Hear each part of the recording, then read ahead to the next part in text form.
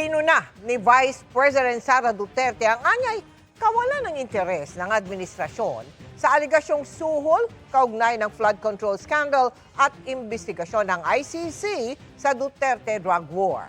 Ang mga nagpakilalang sundalo naman na nagparatang niyan, inilahad ang nararanasan umanong panggigipit. Nakatutok si Maki Pulido. Mga makabayan groups o yung mga oppositionistang... Emosyonal ang ilang mga dating sundalo na nagpakilalang mga dating security daw ni Zaldico nang humarap sa ipinatawag nilang press conference. Hinigipit daw sila at pinagdududahan sa kanilang alegasyon na naghatid sila ng male-maletang pera sa ilang politiko at personalidad, kabilang na si Pangulong Bongbong Marcos. Wala silang partikular na tao o grupong itinuro sa likod ng panggigipit, pero bakit daw di iniimbestigahan ang mga sinabi nila na anilay walang halong politika? Sa ganitong sitwasyon na naglalahad kami ng katotohanan na aming salaysay, sana respetuhin nila kami, bigyan nila kami ng credibility, hindi baba yung moral namin. Para ito sa bayan, sir, ang ginagawa namin, sir. Hindi ito pang sarili lang namin. Buhay po namin sa kapamilya namin ang nakataya dito. Hindi namin isusugal ng ganun-ganun lang.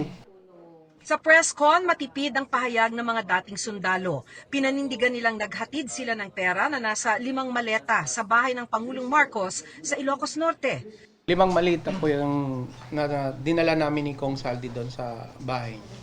Saan po eksakto? Sa Ilocos po. Saan po sa Ilocos?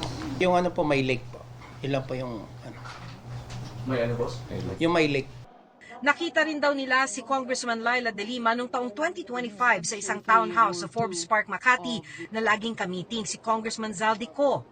Yung time na nakikita namin siya, ma'am, 2025 2025 po, sa townhouse. sa townhouse po, lagi po siya doon. Kamiting sila boss. Then, paglabas niyan, may mga bit-bit na po yan sila na kuwan, paper bag. Paper bag. At paano nyo alam na may laman yung paper bag na pera? Kasi po, galing po yun Horizon, ma'am eh. Kami po ang nagdadala sa townhouse. Tsaka alam po namin na pera yun kasi sinasabi po ng mga ma'am eh. Tsaka nakikita rin namin. Nauna nang itinanggi ni De Lima ang alegasyong tumanggap siya ng pera mula kay Ko. Ang palasyo tinawag na ring lousy script at paulit-ulit umanong kasinungalingan ang mga alegasyon ng mga dating sundalo. Pero puna ni Vice President Sara Duterte, tila raw walang interes o agarang hakbang ang administrasyon na siyasatin ang katotohanan. Tahimik rin daw ang mga civil society groups na dati ay mabilis maglabas ng pahayag at wala rin daw imik ang mga religious leader na naninindigan daw sa moralidad, transparency at accountability. Nauna nang sinabi ng NBI na iniimbestigahan na nila ang kredibilidad ng kwento at akusasyon ng mga dating sundalo. Sa inisyal na impormasyon ng NBI at Ombudsman, ilan daw sa mga sundalo may kinakaharap na kasong kriminal. Kasama raw sa iniimbestigahan ang mga personalidad na umano'y nasa likod nila. Giit naman ng mga dating sundalo, Hindi kami pro Duterte lahat. Hindi kami pro BBM din. Neutral kami, sir. Nagtrabaho ang ordinaryong Pilipino lang, sir. Wala pong sumusuporta sa amin. Kahit sino, sir, nasa label po kami. Hindi kami lumapit kung kahit sino. sa press conference kanina, dumating sina Mike Defensor at dating AFP retired General Hermogenes Esperon. Suportado ng dalawa ang mga dating sundalo.